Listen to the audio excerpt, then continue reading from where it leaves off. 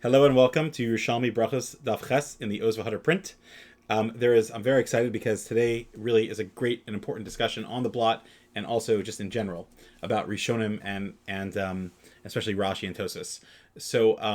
The Gemara here brings down a very famous thing about that if a person interrupts between Geula L'Tfila, if he's in the middle of davening saying Shema and then he interrupts between that and Shemona Esrei, so he had Hashem's attention, but then he's interrupting and talking, so he lost that opportunity.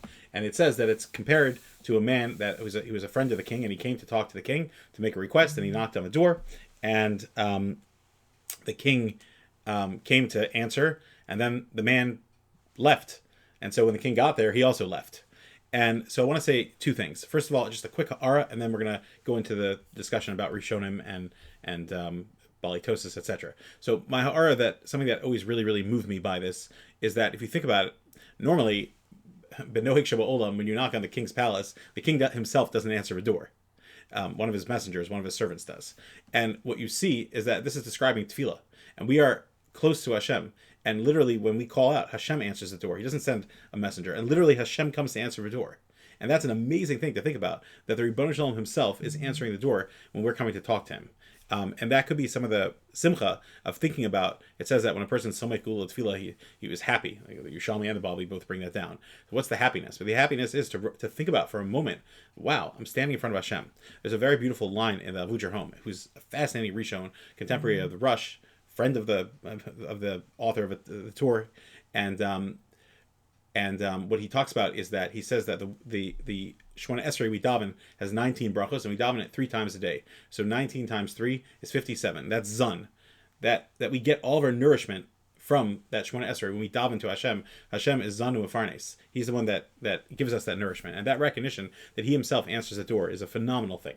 So let's talk a little bit about this. So this Yerushalmi is actually quoted by Rashi.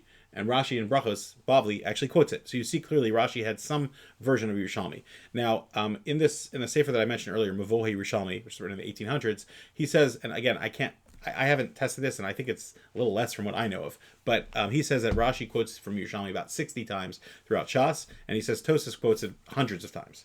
So what the discussion is like this, that it seems that most people agree that Rashi did not have the full version of the Yerushalmi. And I will say that whenever Rashi quotes Yerushalmi, he often quotes it kind of like backhandedly, and he kind of says V'ra'isi b'talmud Yerushalmi, which seems to be implying that he didn't really have full access to it, or definitely didn't have long-term access to it compared to other things that he quotes, that he heard or saw, etc. Now, Agav, Rashi quotes very fascinating things. Rashi in Medrash Rabbah, by the way, in the beginning of Berachos, he actually quotes from Sefer Yetzirah. So Rashi's library was quite large, and you could argue with me that some people say that Rashi might not be the same Rashi, but there's always a lot to talk about where Rashi is Rashi, and where he isn't really. So what I want to just say is that some people have over the years said that maybe Rashi didn't have access to Yerushalmi, but then in the time of his children and grandchildren, or more of his grandchildren, because he had daughters that I don't think they learned Yerushalmi, then it became more available. The Mavoa Yerushalmi brings down that a lot of people say this, that Rashi's Mahalik was that the Bavli was its own machine, and that you have to look at each sugya about what's in front of you, kind of ein l'dayin el mashe ein avros, and therefore even if Rashi knew about the Yerushalmi, he wasn't interested in it as much. Again, like I said, I've found places where Rashi quotes from Yerushalmi or Berachos that he seemed to have some of it. Again, this is, I believe, the first time he quotes it, although the Machlokes Rashi Tosas on Dav Beis and Aleph in Bavli is actually based on how you learn the Yerushalmi, about whether people daven early or whether people daven at home, etc. Ayin Sham, you're probably familiar, you're all Lamdanim. So, but anyway, so that Rashi I believe is the first. He quotes from a Yerushalmi of Sukkah. He quotes it, but it's often very infrequent. And some people have tried to find sources of Rashis that seem to be, influenced by Yerushalmi. Whereas Tosas' opinion seems to be that Yerushalmi is very influential. Even Tosas even brings down in Megillah, for example, a whole list of times that we don't follow the Bavli. For example, in those sugyas, it's talking about the Kriyas HaTorah that we do for certain Yom Tovim, Rosh Chodesh, etc. And if you look at it, that's actually not the minhag. The minhag is to follow what the Yerushalmi says. So this is a whole discussion in the Rishonim of Bavli versus Yerushalmi, what do you do, etc.